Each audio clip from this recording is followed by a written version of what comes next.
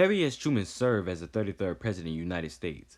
Born on May 8, 1884 to parents of farmers in Lamar, Missouri, the Trumans lived in Missouri, and Harry S. Truman attended school, and he was a very smart student as a child.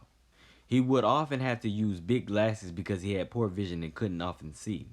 As Truman grew up, he really hoped to go to the U.S. Military Academy at West Point, but couldn't because of his eyes not working well. Because Truman's family didn't have much money, they couldn't send him to college. So after he graduated in 1901, he went and worked as a bank clerk and applied for lots of jobs.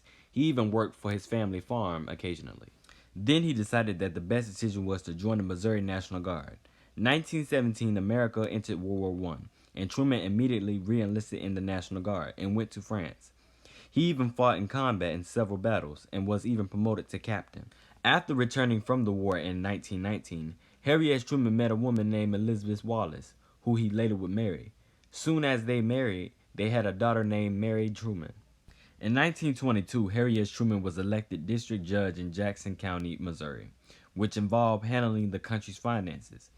In 1926, he also won as the country's preceding judge and was also re-elected in 1930. In 1934, Truman was elected to the U.S. Senate, and as senator, he supported Franklin D. Roosevelt's New Deal program that helped lift the country out of the Great Depression. In 1944, Franklin D. Roosevelt was going for his fourth term as the president. Truman was elected by him as his running mate, replacing the vice president Henry Wallace. As president, Roosevelt won re-election.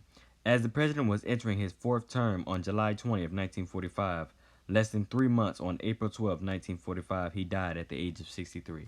After the death of Franklin D. Roosevelt, Harry S. Truman was sworn in as the new president.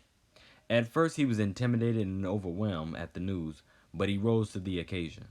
As the new president of the United States, Harry S. Truman made controversial decisions like dropping the atomic bomb, but led America to victory, ending World War II.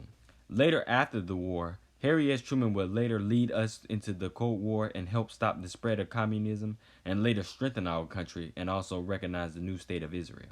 Harry S. Truman got re-elected for a second term, and as president, he supported the creation of NATO, a military alliance of democratic nations, and got us through the war in Korea. Although he was eligible to go for another term, he decided not to and left office and traveled back to Missouri. Because of lung congestion and heart failure and bad kidneys, he died at the age of 88 on December 26, 1973, in Kansas City, Missouri.